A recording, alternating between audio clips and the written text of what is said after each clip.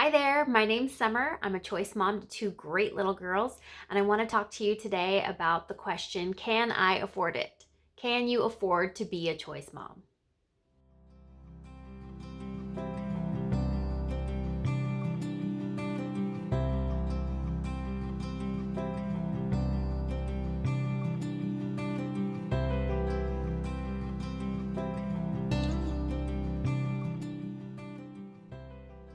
My question to you is, can you afford not to? You have to get really clear on what your priorities are. What is the number one thing that you want out of your life? Is your top priority to get married? Is it to have kids? Is your top priority your freedom in life? You really have to figure out for you what is your number one thing. If being a mom is your number one top priority, then the question is, how can I afford it? Not can I afford it? Because yes, you can. It's not easy, it's not simple, but it is doable. And we're going to talk today about a few ways that'll make that easier for you. Here are a few ways that you can figure out how you can afford it. Number one, childcare is going to be your biggest expense until your child goes to school. So you really need to get clear on approximately how much childcare you're going to need and how much that's going to cost you. So do you work full-time Monday through Friday? Is that how much childcare you need? Can you talk your mom into watching your baby one day a week? Can you ask a family member to watch your baby 2 days a week? Like, can you whittle away with free childcare at the total amount of childcare that you need? That kind of thing would reduce your overall expense. Does your job have daycare on site available? Do you know somebody who wants to share a nanny potentially? Is there an in-home daycare in your neighborhood that you could send your baby to? Also, I want to make a note about COVID-19. Like a lot of other things, COVID has jacked up childcare and what the options are, and there's a lot of uncertainty around that right now, but welcome to life, right? You just have to do your best and figure out to the best of your understanding about how much childcare is going to cost you. I'll be honest, childcare is going to kick your budget in the balls, but it's temporary. It's only for those first 5 years before your child goes to school, and then it's going to get a lot easier. Once you have an idea of how much childcare is going to cost, you want to add in something for diaper, formulas, some toys, and some clothes, and get a total overall idea of how much you think it's going to cost you to have this child and maintain this child.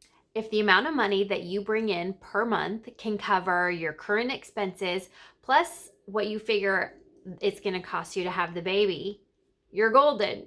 If you're like most people and that's not the case, you kind of have three options. Number one, you're going to have to dip into savings. Two, you're going to have to bring in more money. Or three, you have to start spending less. And most people, it's going to be a combination of these three items. In terms of bringing in more money, here's some ideas. You could work extra shifts between now and when you have your baby to save up money. My cat freaking always wants to climb right on my notes that I'm trying to hold here off camera. It's like she's fine leaving me alone when I'm not doing a video, but as soon as I try to start doing a video, Mama, me too, Mama, me too.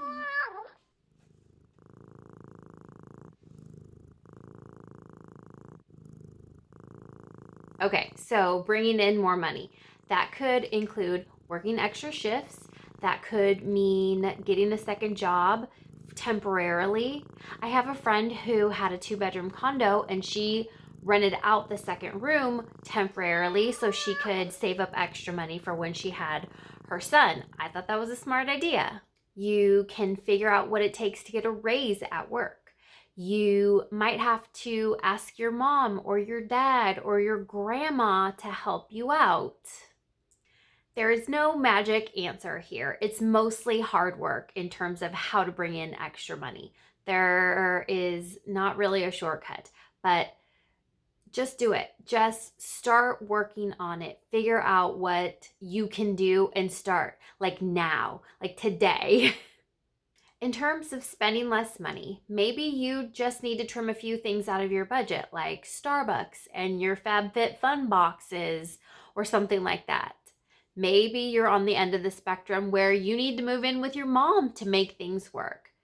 I suggest tracking your expenses for a few months to get a good idea of where you're spending your money and where the opportunities lie to cut back on those expenses. Specifically in terms of getting pregnant and the fertility treatment or treatments that you'll need to get there are financing options available through the fertility clinic. IUIs are a cheaper option, but if you have to do multiple IUIs, that can really add up. And if you're kind of unlucky and have to end up doing multiple IUIs and then go into IVF, it can really get cost prohibitive. I suggest you ask your clinic early on what financing options are available, so at least you go into the process informed and understanding what that particular option looks like for you. So yes, this is going to be expensive temporarily, but yes, you can do this. You have to be willing to make some sacrifices in terms of lifestyle. But I promise you, when you hold your little baby girl or baby boy and she smiles at you and you hear her laugh and you see your baby recognize you and just light up because you're the mama, this will all be worth it. I promise you that. You will not regret the sacrifices that you made.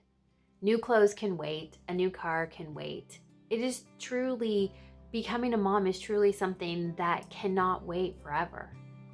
And if you know yourself and you know that you're not willing to make the buffet of sacrifices necessary to become a choice mom, that's okay too. Be honest with yourself. Find your joy and meaning elsewhere. If you're like me and you want to be surrounded by your kids and your grandkids when you're 80 more than anything else, then start on your budget. Start today. Start right now. That's all I have for you today. Thank you so much.